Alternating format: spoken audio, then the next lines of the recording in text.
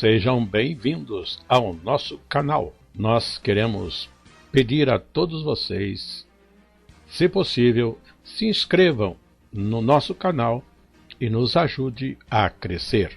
Também não esqueça de deixar ao final o seu like, se gostou ou não gostou do nosso estudo.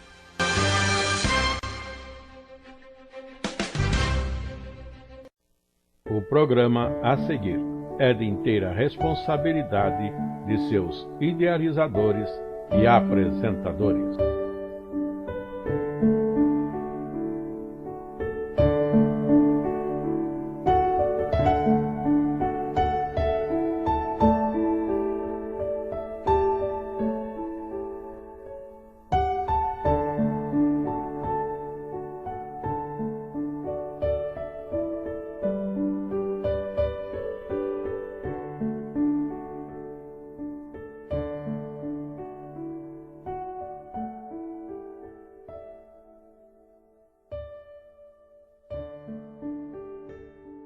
Irmãos, nós vamos fazer um estudo nas Sagradas Escrituras na vida de dois juízes, Sansão e Jefité, ou na ordem do acontecimento, Jefité primeiro, depois Sansão.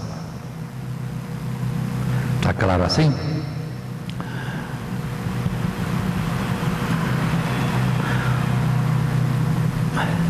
Então, abrindo a Bíblia em Juízes,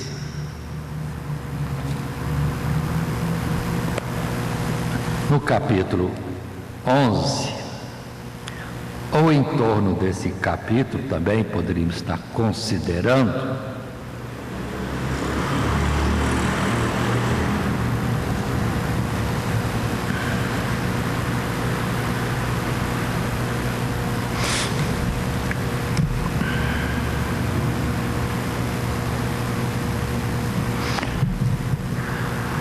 não sabe muito bem que Deus esteve levantando homens que dirigiam um povo naquele tempo passado, que nós chamamos de tempo dos juízes, por misericórdia dele, que o povo, um pouquinho só que alguém líder sincero deixava de instruí-los ou conduzi-los, eles erravam terrivelmente na idolatria e vinha castigo.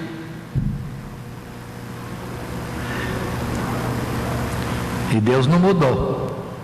Muitos cristãos hoje estão na idolatria, não percebem isso também, porque é proibido fazer imagens, esculturas, se inclinar diante delas, e estão aí, achando que está tudo a mil maravilhas, que nem Israel também achava, povo de Deus, e fazia coisa absurda. Mas Deus levantava um homem líder para instruir o povo, conduzir o povo, e nesse tempo o povo voltava-se para Deus e era abençoado. Morria o juiz, pronto, desastre. E às vezes não acordavam logo do seu erro, passavam décadas debaixo de chicote dos inimigos que dominavam sobre eles, até que não aguentarem mais, aí onde está o Deus de Abraão, Isaac e Jacó? E ele procurava o Deus verdadeiro. Aí tinha resposta. Deus levantava outro juiz. E quem era o juiz? É quem ele quisesse. E às vezes não era alguém, um líder, alguém, vamos dizer, com destaques de algumas coisas que os homens observam. E no capítulo 11, não vou contar a história de Jefité. Meu propósito é alguns detalhes, poucos, na vida desse homem, Jefité, e depois de Sansão. Os primeiros versos dizem para nós, apresentando este homem, Jefité. Eu peço ao nosso irmão Gilson para fazer a leitura no capítulo 11, a partir do primeiro verso. O senhor deseja até conversa? É isso que eu vou falar para você. Saúde, irmãos, com a paz do Senhor, amém? Livro dos Juízes, capítulo de número 11, verso 1. Era então Jefité, o gileadita, valente e valoroso, porém filho de uma prostituta, mas Gileade gerara a Jefité. Também a mulher de Gileade lhe deu filhos, e sendo os filhos desta mulher já grandes, repeliram a Jefité e lhe disseram: não herdarás em casa de nosso pai, porque és filho de outra mulher. Então Jefité fugiu de diante dos seus irmãos e habitou na terra de Tobo. E homens levianos se juntaram com Jefité e saíram com ele. E aconteceu que, depois de alguns dias, os filhos de Amon pelejaram contra Israel. Aconteceu, pois que, como os filhos de Amon pelejassem contra Israel, foram os anciãos de Gileade buscar Jefité na terra de Tobo. E disseram a Jefité: bem, içemos por cabeça, para que combatamos contra os filhos de Amon. Porém Jefité disse aos anciãos de Gileade: porventura não me aborrecestes a mim, e não me repelistes da casa de meu pai? Por que, pois, agora viestes a mim, quando estais em aperto? E disseram os anciãos de Gileade a Jefité: por isso tornamos a ti, para que venhas conosco e combata contra os filhos de Amon, e nos seja por cabeça sobre todos os moradores de Gileade. Então Jefité disse aos anciãos de Gileade: se me tornardes a levar para combater contra os filhos de Amon, e o Senhor nos der diante de mim, então eu vos serei por cabeça? E disseram aos anciãos de Gileade a Jefité: o Senhor será testemunha entre nós, e assim faremos conforme a tua palavra. Aí está, um homem que, reputado por nada, expulso da sua família, porque era filho de outra mulher. Naquele tempo, alguém talvez chamando de concubina, mas na hora do aperto, esses moradores de Gileade, uma tribo, vai dizer que não, Jefité pode nos socorrer e nos livrar dos amonitas. E de fato parece que Jefité era valente e já tomou decisão: e se eu for e Deus me der na mão minha esses inimigos, eu serei o líder de vocês? No aperto eles concordaram, ou seja, seria a cabeça, líder daquele povo, daquela região, Gileade, uma terra extensa que eles ocupavam. Muito bem, e assim Gileade vai ao encontro daqueles homens. Gileade não, Jefité vai para Gileade, Jefité vai para Gileade e vai ajuntar povo para combater contra os amonitas. Aqui interessante na sequência, só continuando um pouquinho mais, é que este homem parece que conhecia as escrituras, porque antes dele partir para a batalha, ele manda mensageiros com mensagens dentro da Bíblia, mostrando que no passado houve paz entre eles, amonitas e Israel, e Deus mesmo foi a favor de Amon, porque Moisés ou Josué avançando através do deserto, todos que se opunham ou estivessem no caminho eram derrotados. Mas chegou em Amon, a ordem foi: desvia. Amon não, porque era filho de Ló. Ou seja, Deus teve consideração. Moisés, com 12 tribos fortemente animadas em combater os inimigos que estivessem à frente, tiveram que obedecer. Vão contornar a terra aí para não entrar em contenda contra este povo, porque é parente. Mas agora Amon não tem consideração nenhuma que atacar um grupo do povo de Israel. Mas não é ouvido. Ele argumenta dentro das coisas, da história, dos cuidados de Deus, mas não querem ouvir nada, querem é combater Gileade. E nessa decisão de combater, aí sim vai acontecer no capítulo 11, o que temos e que vamos ler agora, nosso irmão Gilson estará lendo para nós, a partir do verso 30. 11:30. Jefité fez um voto? Isso. E Jefité fez um voto ao Senhor e disse: se totalmente derem os filhos de Amon na minha mão, aquilo que, saindo da porta de minha casa, me sair ao encontro, voltando eu dos filhos de Amon em paz, isso será do Senhor, e o oferecerei em holocausto. Assim Jefité passou aos filhos de Amon a combater contra eles, e o Senhor os deu na sua mão. E os feriu com grande mortandade, desde Aroé até chegar a Minite, 20 cidades, e até Abel-Queramim. Assim foram subjugados os filhos de Amon diante dos filhos de Israel. Vindo, pois, Jefité a Mispa, a sua casa, eis que sua filha lhe saiu ao encontro com adufes e com danças, e era ela só, a única, não tinha outro filho nem filha. E aconteceu que, quando a viu, rasgou os seus vestidos e disse: ah, filha minha, muito me abateste, e és dentre os que me turbam, porque eu abria a minha boca ao Senhor, e não tornarei atrás. Vai voltar logo, verso seguinte. Então observe que Jefité, vendo que a batalha ia acontecer mesmo, fez um voto a Deus. O que sair ao meu encontro quando eu voltar para casa, tendo o Senhor me dado os meus inimigos nas minhas mãos, o que vier eu vou te apresentar em holocausto.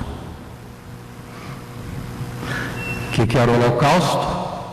Era o sacrifício, em que a vítima era imolada, degolada e depois entregue ao sacerdote para ser consumida no fogo, no altar de Deus.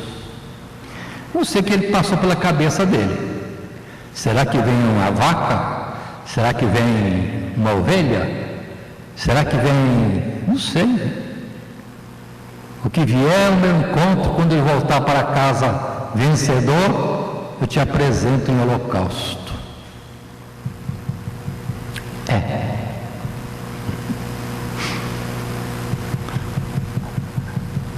E quem lhe veio ao encontro?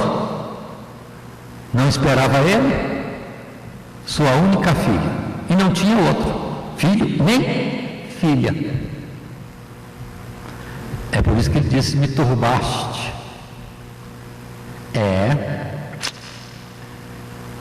Muito me abateste. Mas não foi a culpa dela, foi ele que fez o voto. Aí está o ponto principal que eu quero falar em Jefité, o voto. E que voto ele fez? E agora a consequência? Lá em Eclesiastes o ensino é: quando entrares na casa do Senhor, guarda-te, guarda os teus pés, ou descalça os teus pés, a terra é santa, você já vai com cuidado. Sejam poucas as tuas palavras, esteja mais pronto a ouvir, e é melhor que não votes,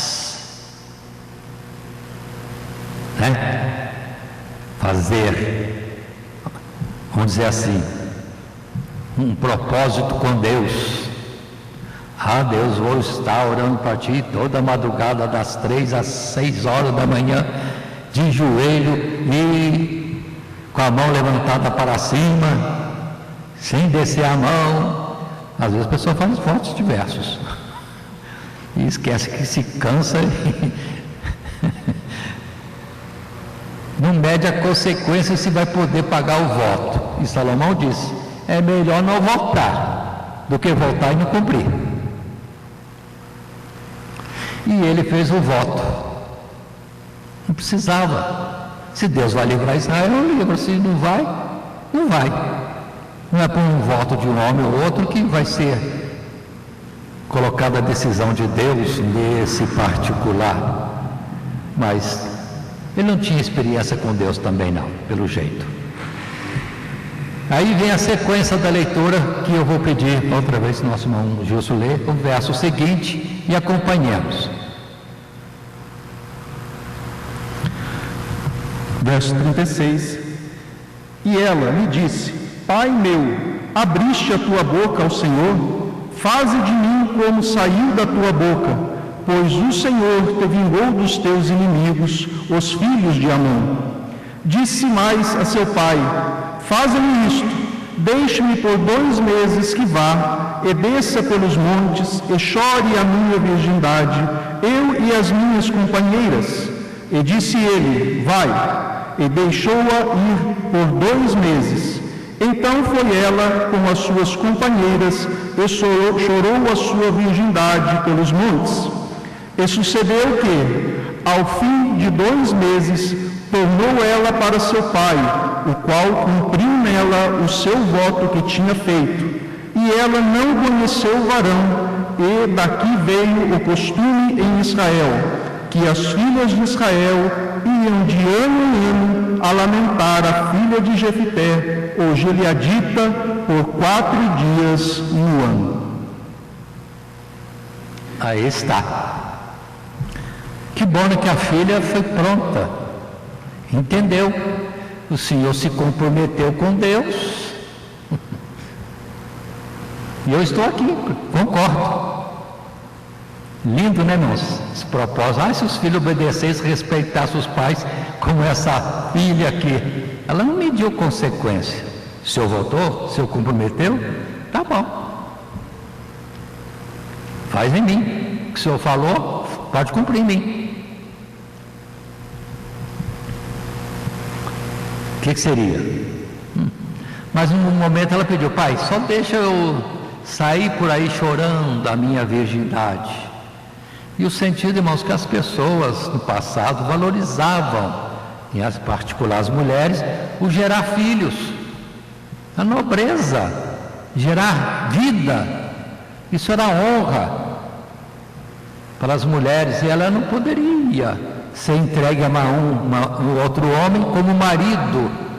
Não casaria nunca, porque já era consagrada em voto para Deus. Então deixa eu chorar o fato de permanecer virgem, de não pertencer a nenhum esposo, de não poder formar uma família gerando filhos. Ah, que mágoa, que dor. E vou chorar por aí 2 meses. Como prezavam, né, irmãos? As mulheres passadas e essas mulheres que tinham entendimento das coisas de Deus, o gerar vidas. E hoje se evita, se mata, se faz qualquer coisa para ficar livre do trabalho ou da despesa. Onde que nós estamos vivendo? Somos homens inteligentes ou somos piores que animais? Porque os animais dão a sua vida para defender a prole. Mas a filha de Jefité é um exemplo de obediência, respeito à decisão do pai, e pronto.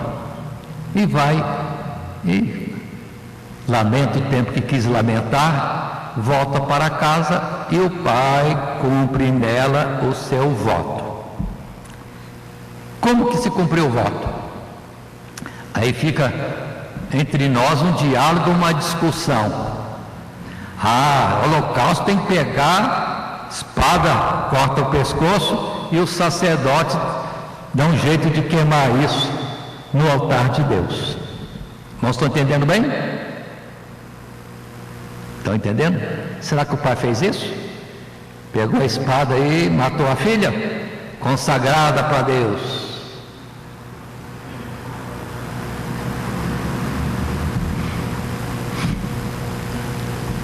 É que nós precisamos ter cuidado. A Bíblia não fala, mas nos provoca a pensar. E nós temos que pensar e observar segundo as Escrituras. Muitos já entendem, viu? Pegou a filha e matou. Cumpriu nela o seu voto. Mas tem coisas. Vamos abrir agora em Levítico. Sim. No capítulo 27, último capítulo.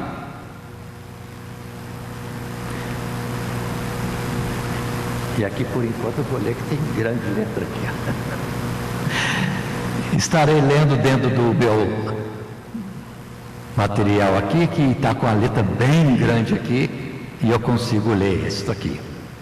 Levítico capítulo 27, fala sobre votos. Do verso 1 ao verso 3. Leiamos juntos. Pode aumentar a voz ou não, mas leiamos juntos. Falou mais o Senhor Deus a Moisés, dizendo: fala aos filhos de Israel e dize-lhes: quando alguém fizer particular voto, segundo a tua avaliação, serão as pessoas ao Senhor.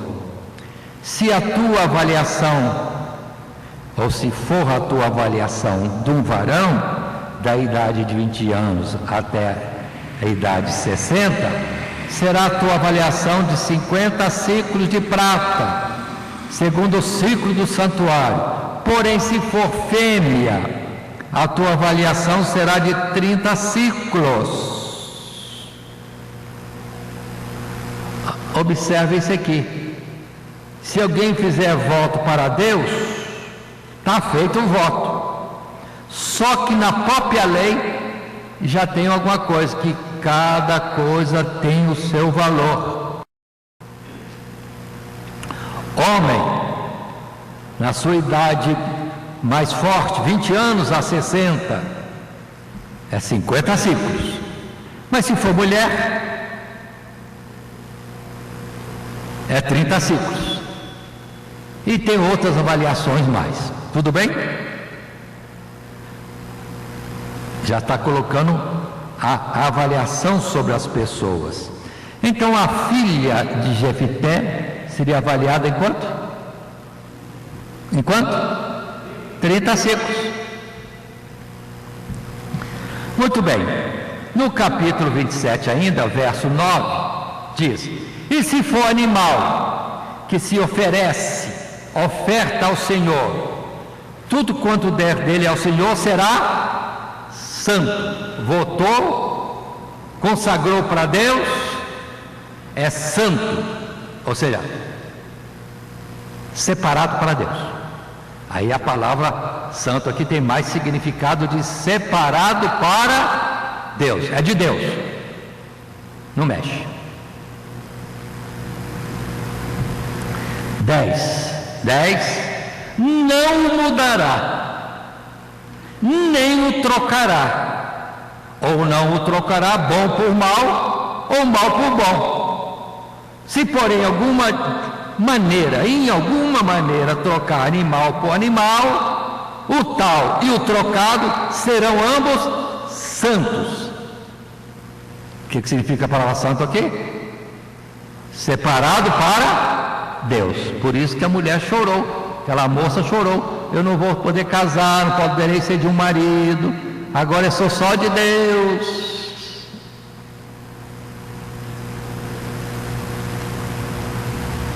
E ela concordou. O pai votou e ela aceitou. Entenderam bem?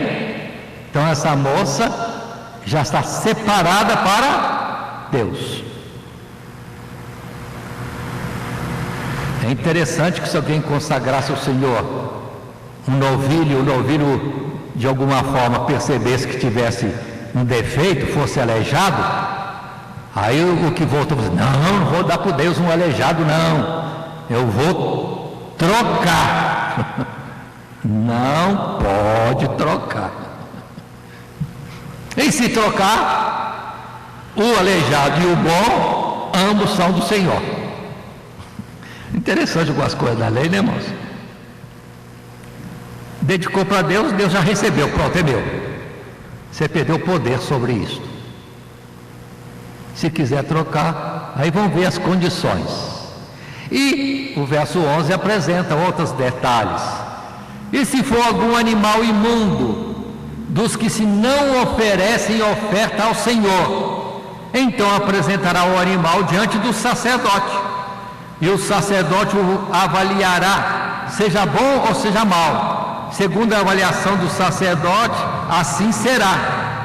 Porém, se em alguma maneira o resgatar, então acrescentará o seu quinto, além da tua avaliação. Então alguém consagrou lá um animal para Deus, e o animal que veio foi um porco, um animal imundo. Deus não aceita como oferta. O sacerdote olhou para o porquinho assim, vale 9 ciclos de prata. E agora? E se o homem que fez o voto assim, não vou dar um porco para o senhor, eu vou fazer outra coisa aí. Se você resgatar, 9, é o valor que o sacerdote deu. Você tem então que comprar o porquinho não por 9 ciclos, vai comprar por 9 mais 20, vai dar 10,8. 10,8. Eu vou parar aqui e voltar uma coisa.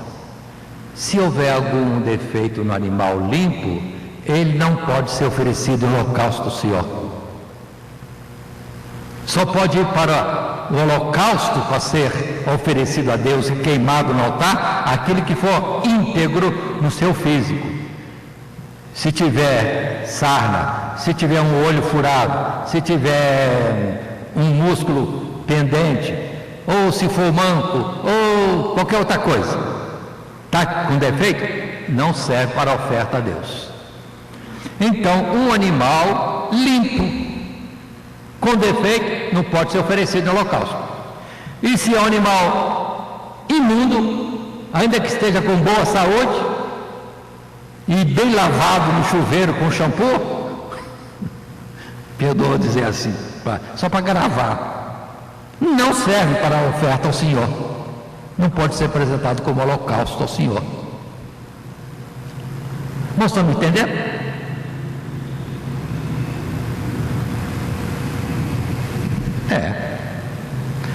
Continua no verso 14 do capítulo 27. E quando algum santificar a sua casa para ser santa ao Senhor, o sacerdote avaliará, seja boa, seja má, como o sacerdote avaliar, assim será. Mas se o que santificou resgatar a sua casa, então acrescentará o quinto a mais do dinheiro da tua avaliação, e será sua. E toda a tua avaliação se fará conforme o ciclo do santuário. O ciclo será de 20 geras. Aí vem os detalhes. E eu vou voltar um pouquinho atrás ainda naquilo que já falamos, daqui a pouco. Verso 26.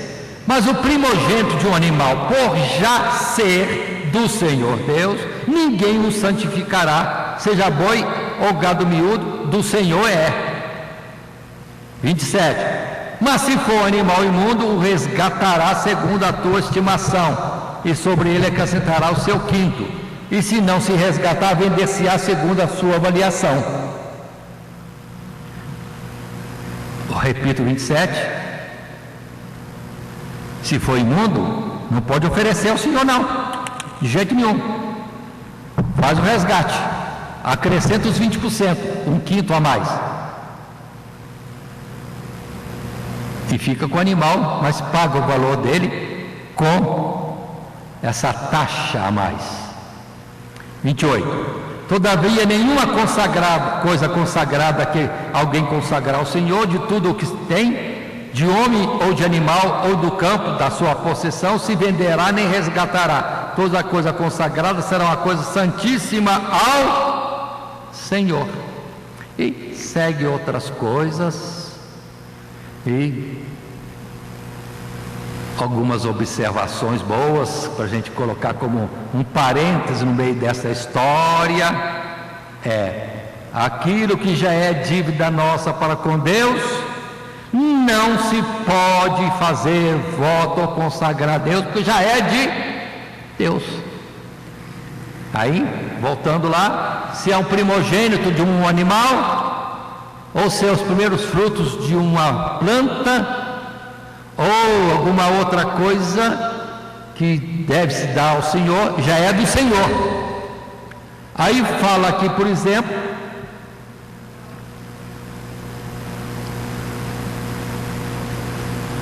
no verso 30, também todas as dízimos do campo, da semente do campo, do fruto das árvores são do Senhor, santas são ao Senhor. E às vezes a gente vê alguém falar assim: eu vou tomar o propósito, eu faço um voto, Senhor, eu vou pagar o meu dízimo. Está errado, já é do Senhor. Você paga ou não paga? Mas dizer que vai fazer um voto pagando o dízimo, não, você está fazendo a sua obrigação. Só para a gente entender alguns pontos que às vezes não estão bem claros. Tem muita gente que fica alegre, satisfeito, falando que fez uma boa coisa. Agora eu tomei propósito, um voto a Deus de que vou dar o dízimo. Errado. Você está devendo, você tem que pagar logo. Não conversar nem querer tirar vantagem disso não. Ou se gloriar nisso. Volta ao verso 33. Não esquadrinhará entre o bom e o mal, nem o trocará. Mas se em alguma maneira o trocar, o tal e trocado serão santos, não serão resgatados. Aí, pronto. Aí são várias palavras que levam e voltam. Mas o importante que eu quero dizer é: uma vez consagrou o Senhor, é do Senhor. Se quiser algum tipo de resgate, acrescenta a taxa a mais. O quinto, 20%. Mas de qualquer jeito, aquele que foi oferecido em voto a Deus, ou o que se substituiu, ambos são do Senhor, consagrados ao Senhor. Pronto. Aí a gente fica amarrado, ou seja, votou, está devendo. Mas volta, por favor, voltemos. Eu quero dar destaque à filha de Jefté. Ela podia ser imolada e colocada no altar para ser queimada em holocausto? Não. Sim ou não, irmãos? O que diriam vocês se o assunto fosse com vocês? Não precisa responder não. Só pensar. Só pensar.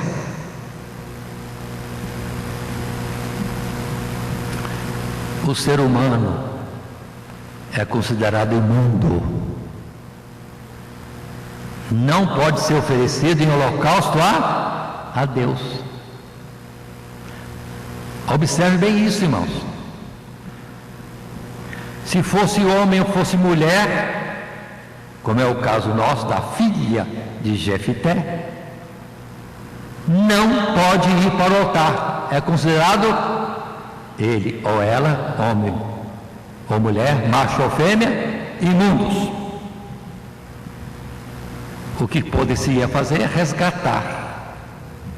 Mas resgatando seria do Senhor do mesmo jeito. Então, num conhecimento e a atuação precisa diante de Deus, a filha de Jefté não poderia ser imolada nem queimada no altar de Deus. O que é que teria que fazer? Separar. É santo ao Senhor, é separado para o Senhor, é exclusiva do Senhor. Aí fica em casa, fica no quarto, esperando o fim da vida, para ser em todo o tempo só de Deus.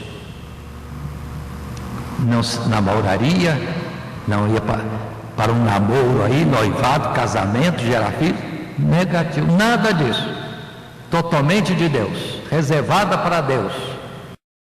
Seria uma eunuca, perdoe dizer assim, de Deus, conforme está escrito. Jesus mesmo disse lá em Mateus 19: há eunucos, aqueles que consagram a sua vida sexual para ser totalmente de Deus, ou seja, não casam, não entram nesse assunto para pertencer totalmente a Deus. E ela, por voto do pai e concordância dela, ainda que não concordasse, ela depende do pai, na marra ela seria eunuca, ou seja, não seria entregue para gerar filhos. Então, nós não precisamos ficar discutindo.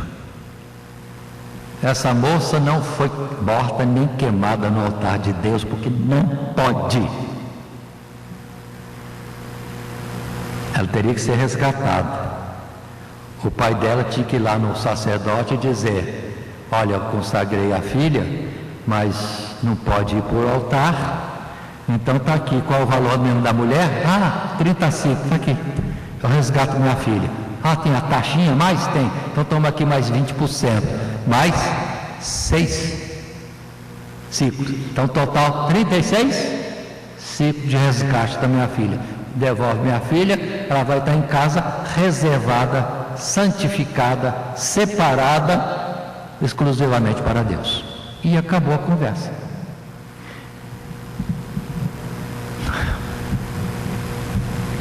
Considerando a Bíblia e o mandamento de Levítico, votou, pertence a Deus, acabou. Então essa mulher pertencia a Deus, só que não podia ser sacrificada, nem levada sobre o altar do holocausto. Você podia trocar essa moça por um porquinho que viesse, não ia ser sacrificado para Deus, não. Ia colocar o porquinho no chiqueiro, separadinho. Você pertence só a Deus. Nem fazer churrasquinho para nós, nem tocinho, nem uma costelinha assada. Não, é de Deus. Fica aí, até morrer e sepultar. Assim, irmãos, a filha de Jefté não foi sacrificada, se obedeceram à lei. Se erraram na lei, aí prejuízo maior, porque vão profanar o santuário de Deus. Aí seria gravíssimo de oferecer coisa que não podia ao Senhor, no altar do Senhor, que o Senhor não aceita. Por favor, entenderam isso? Entenderam isso? Coisa simples. Mas para a gente decidir, não adianta discutir. Mas diz que cumpriu nela o voto. Não adianta. Vamos ver amparo bíblico. Voto. Como é que faz com o voto? Levítico capítulo 27. Ainda que a palavra é difícil, irmãos. É difícil, mas o resumo é isso. No altar não pode.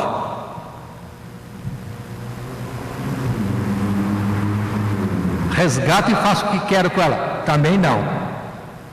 Resgata, pode resgatar, mas é do Senhor do mesmo jeito.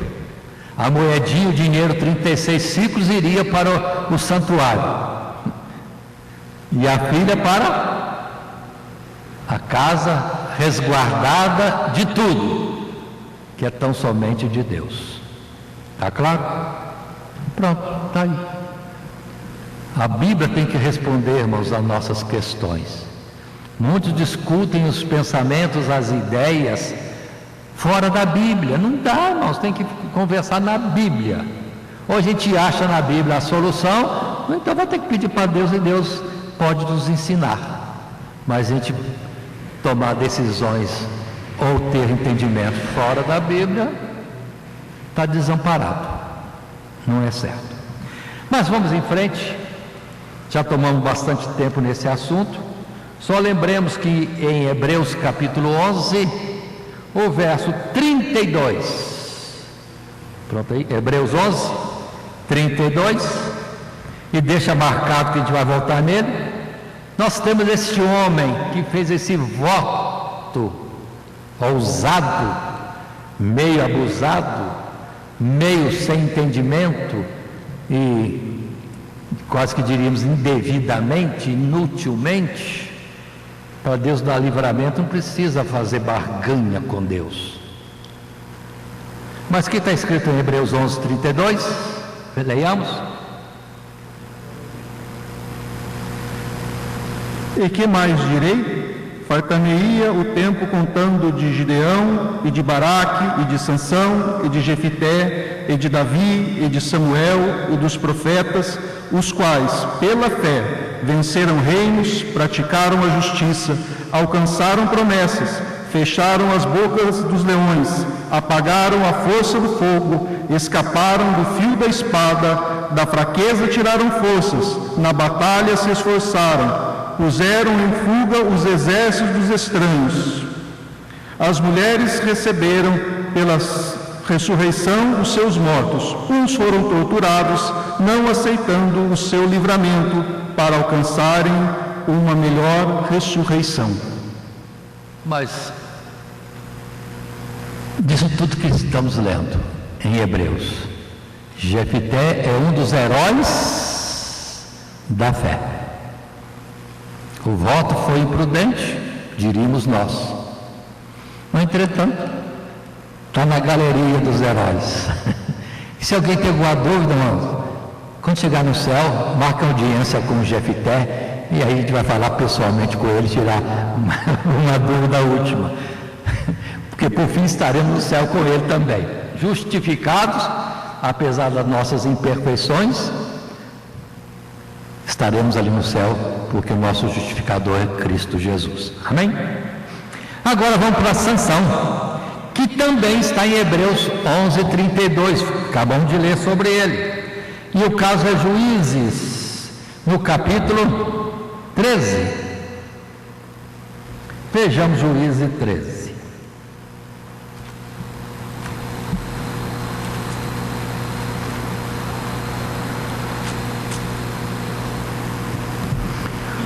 Outra vez o povo de Deus transgride. E geralmente é idolatria. Pode observar que é idolatria.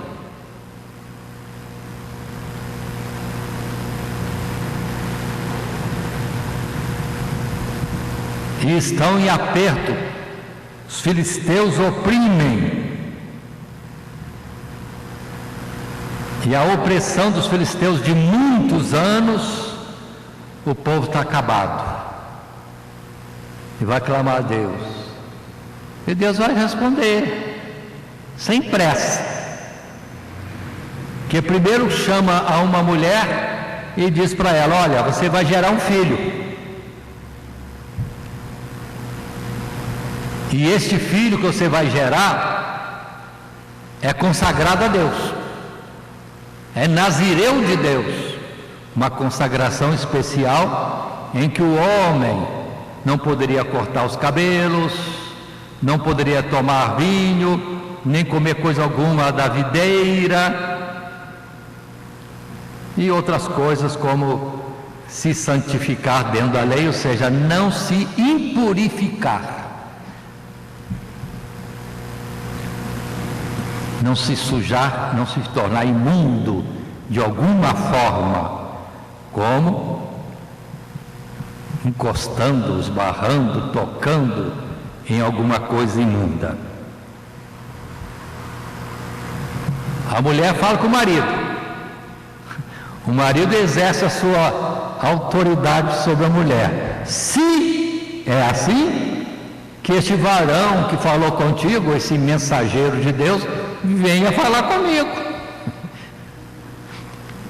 Você acha que Deus ficou irritado ao céu? Que homem presunçoso, quer que eu fale com ele? Não, Deus observa a hierarquia. Acima da mulher está o seu marido. E Deus, vamos dizer assim, diz para o anjo lá: volta lá, fala com o marido dela.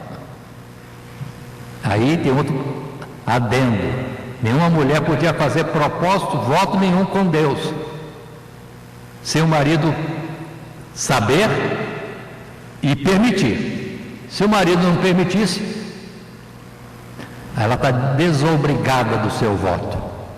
Mas se o marido concordar, está devendo o voto. Então Deus fala, anjo, vai lá falar com o marido.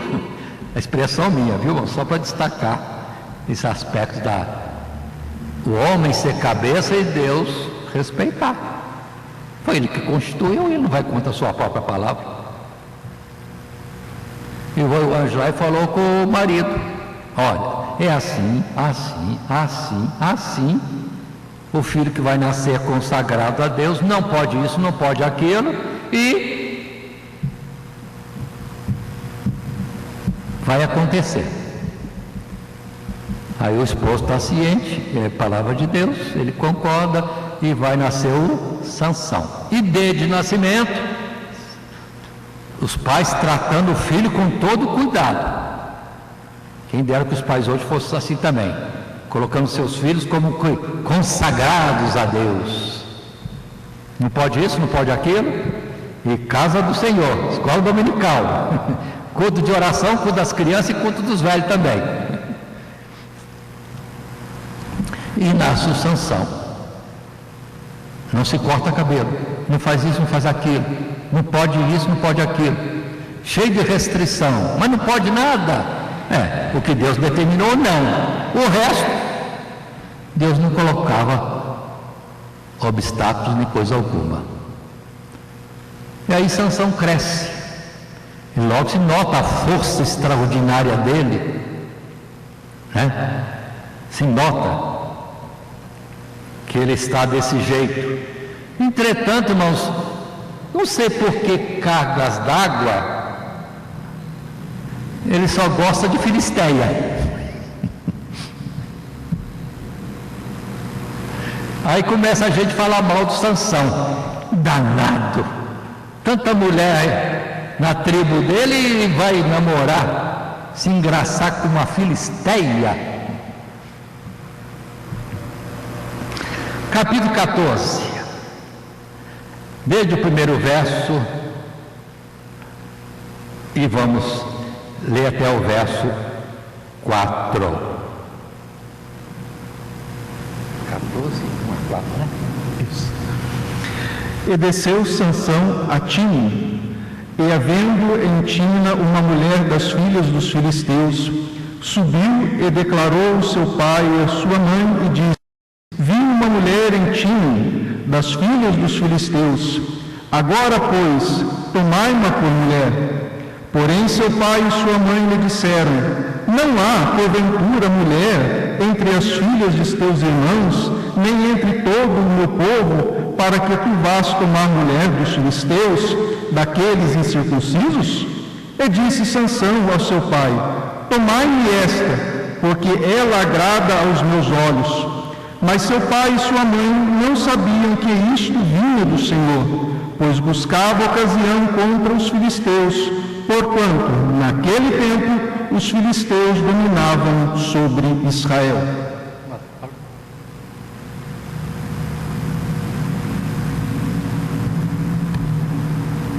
Verso 4 de novo.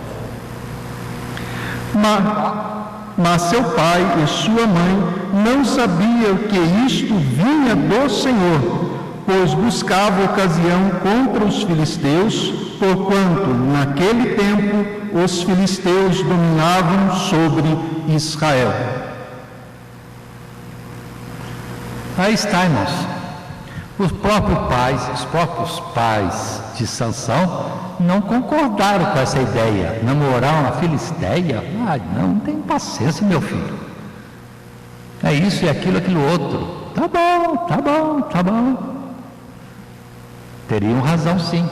Só que o verso 4 já te salienta. Eles não entendiam que este homem estava totalmente impulsionado por Deus. Já em batalhas e outras situações, veio sobre Sansão o Espírito de Deus e está o Sansão lá fazendo prodígio. Ou seja, o homem era dominado por Deus. Dentro da ordem natural, os pais tinham razão.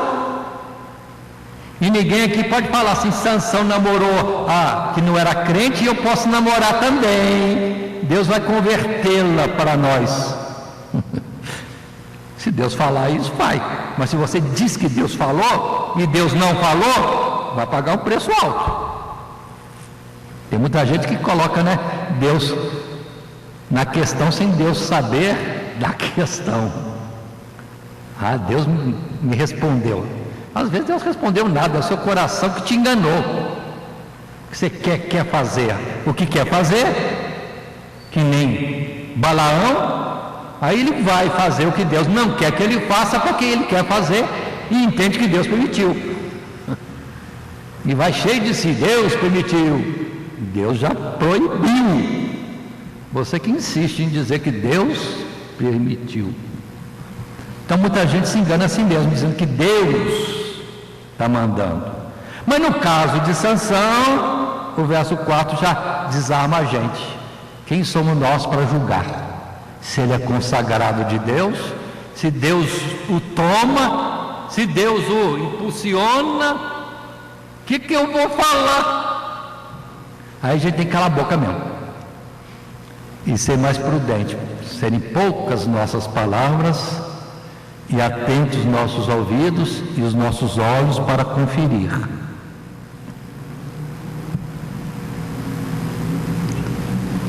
Deus tomava Sansão poderosamente, e aqui está escrito, Deus usou esse artifício para fazer Sansão entrar no meio dos filisteus, e Sansão no meio dos filisteus só era encrenca para os filisteus. Em vez de eles perturbarem Israel, eles agora enfrentavam um homem só, Sansão. E deu tudo errado naquele propósito.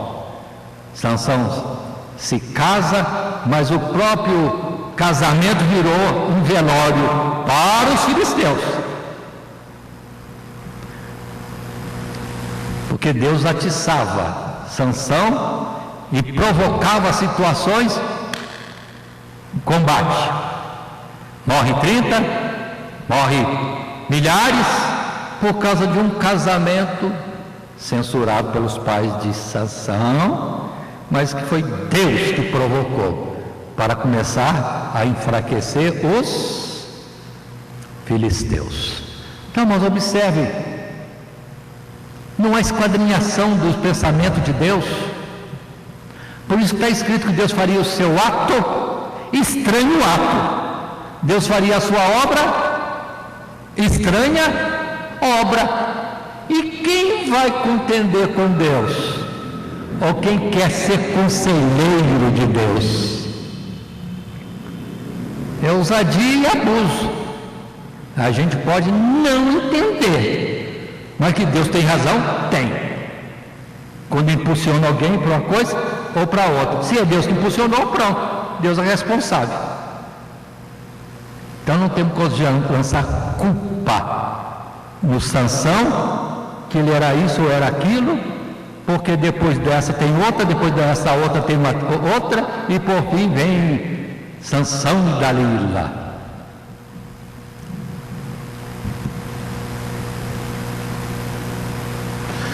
Quanta gente fala mal de Sansão. Mas irmão, por favor, Sansão era cheio do Espírito de Deus, fazendo coisas estranhas.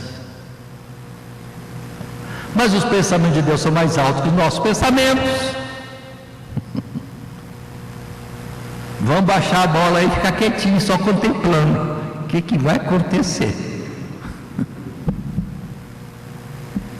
O que vai acontecer?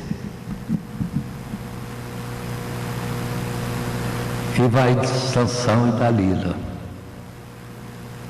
E agora a coisa fica ruinzinha. Sansão estava numa lua de mel, virou de fel, de vinagre, azedou tudo para ele. Naquela paixão conduzida por Deus, ele revela o segredo. Eu sou nazireu de Deus, não posso beber vinho, não posso comer fruto da uva, eu não posso cortar cabelo de jeito nenhum. Quando Dalila fica sabendo, ganha lá os trocados, porque compraram a noiva ou esposa do Sansão, a Dalila, corta o cabelo de Sansão, e quando ele desperta, os filisteus estão em cima dele. Ele fala: vou lá outra vez, porque Deus veio aqui, eu vou fazer. Fez nada, perdeu a força. Vinha de Deus também que ele perdesse a força. Tem que entender, foi Deus que fez, não foi ele que... Não, ele só foi instrumento.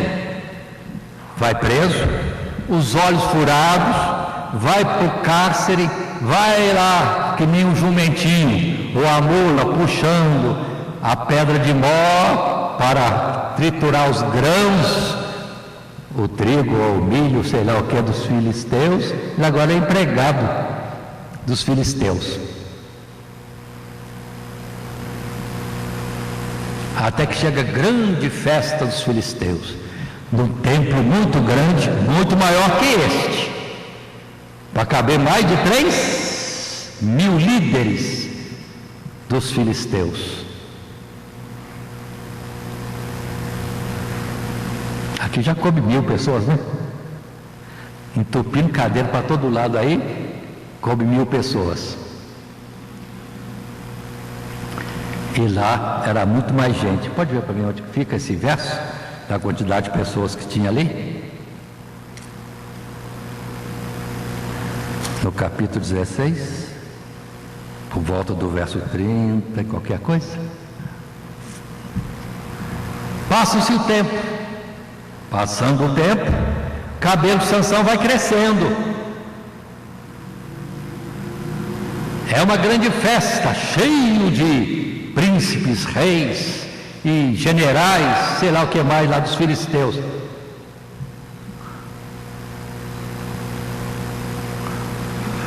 E querem zombar de Sansão, o ungido de Deus, o nazireu de Deus de Israel. Vão rir um pouquinho dele e do Deus dele? Trouxeram Sansão, guiado com a criancinha. Olha lá o fortão de Israel.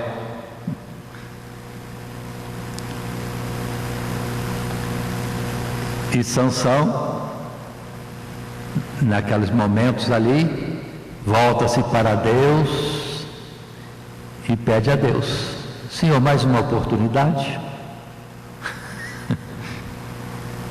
Pede para ser conduzido onde estavam as colunas que sustentavam aquela arquitetura toda. Ele é levado lá, ele se encosta numa pilastra e noutra e clama a Deus: mais uma vez, Senhor. E Deus concorda. Tem que lembrar que Deus concorda, porque Deus devolve a força. Ou seja, o Espírito de Deus voltou outra vez para Sansão. E ele então empurra as duas colunas base e todo o prédio cai. E lê para mim o que aconteceu.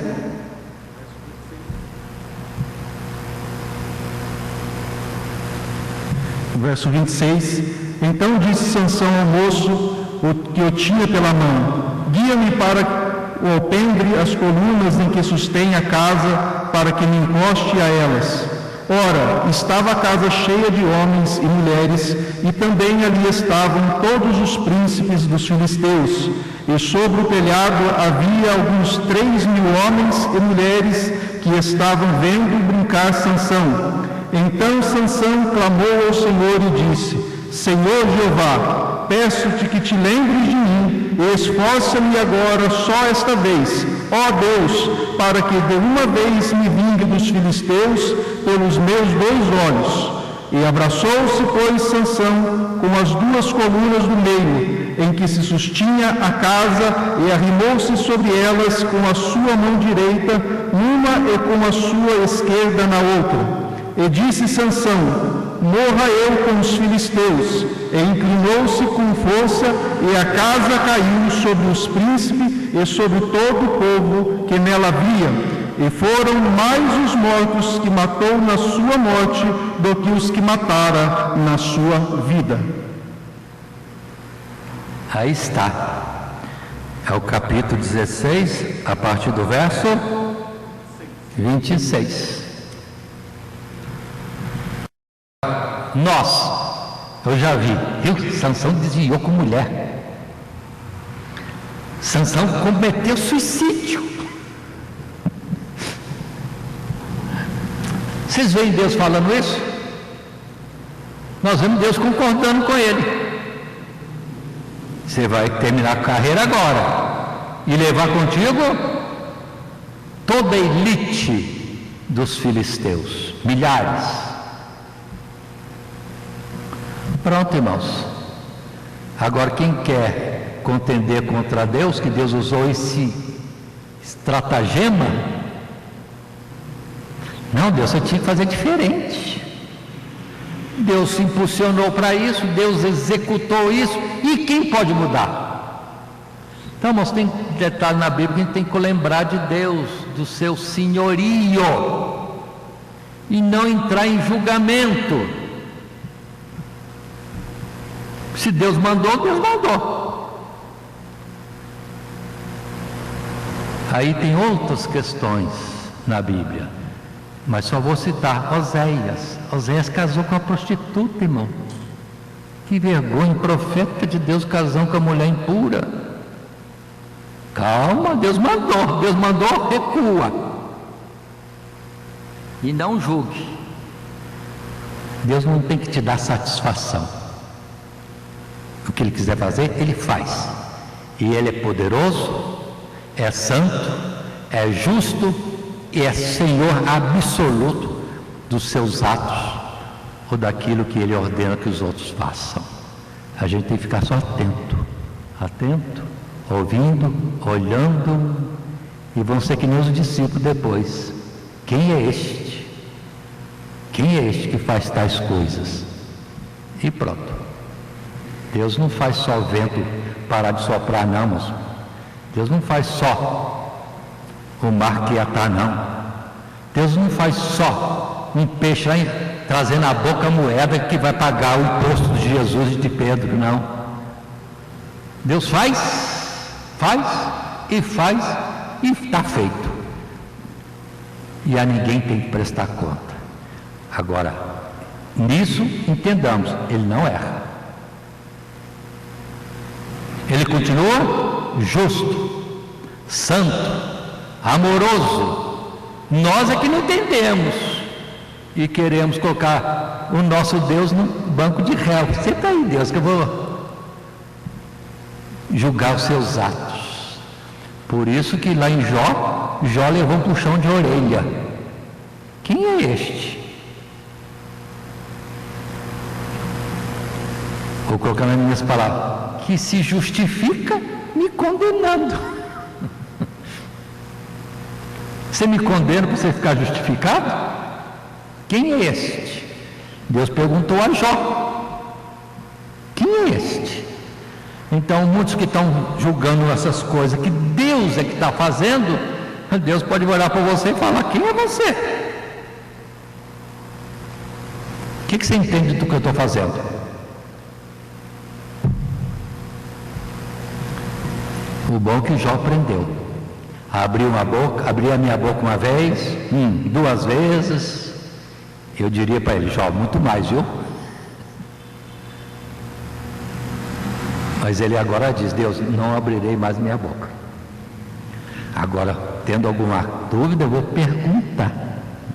E sei que o Senhor me responderá, que nem Jeremias falou para Deus, porque não entendeu nada do que Deus mandou. Ele fez tudo o que Deus mandou. Bonito é isso. Primeiro o profeta fez o que Deus mandou. Depois, Deus, dá uma chegadinha aqui. Como é que é esse negócio aí?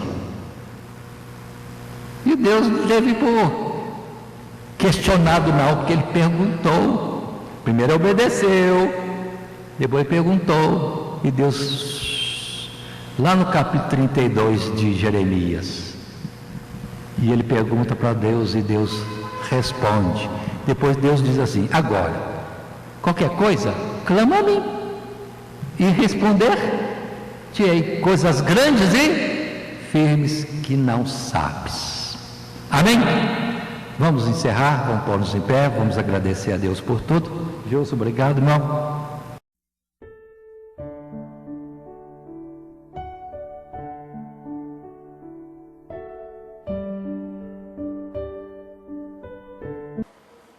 Primeiramente, quero agradecer a todos que sintonizam o nosso canal. Canal voltado principalmente à transmissão, à divulgação da Palavra de Deus. E ao encerrar o estudo desta noite, eu quero pedir a todos vocês, os que ainda não são inscritos em nosso canal, se inscrevam. Se inscrevam. Logo aí embaixo está aí a palavra inscreva-se. Clica nela. Somente isso. Se o estudo desta noite foi do teu agrado, você gostou, você concordou, clica aí no gostei. Gostei. Se você não gostou, é um direito seu. É um direito seu não gostar. Mas você pode manifestar isso. Para nós será importante isso. Saber que alguém não gostou. Clique no não gostei. Fácil. Não vai identificar você, nada. Simplesmente você vai expressar a sua opinião. Gostei, dedão para cima. Não gostei, dedão para baixo. E também pode, se você acha interessante compartilhar com seus amigos, compartilhe o nosso trabalho. Compartilhe. Aí embaixo, compartilhe. Você pode compartilhar no YouTube, pode compartilhar no Instagram, pode compartilhar no Facebook, pode compartilhar no Messenger, no WhatsApp. Vai simplesmente nos ajudar a crescer. Porque o nosso objetivo não é financeiro. Não é financeiro. Pode ver que os nossos trabalhos são todos sem fins lucrativos. Coopere conosco. Nos ajude. Temos também os nossos blogs, a nossa emissora na web, a Rádio Net Grata Nova. Tudo isso você encontra aí embaixo na descrição do nosso vídeo, do nosso estudo. Dá uma olhada, todos os endereços estão aí, junto à descrição dos nossos estudos. E eu agradeço, primeiramente a Deus, por tudo que Deus tem feito nesses anos que nós estamos trabalhando na internet. E a você, que toda semana entra no nosso canal. Deus te abençoe. Todo dia, toda hora, muito mais prazer em ouvir. Radionet Grata Nova.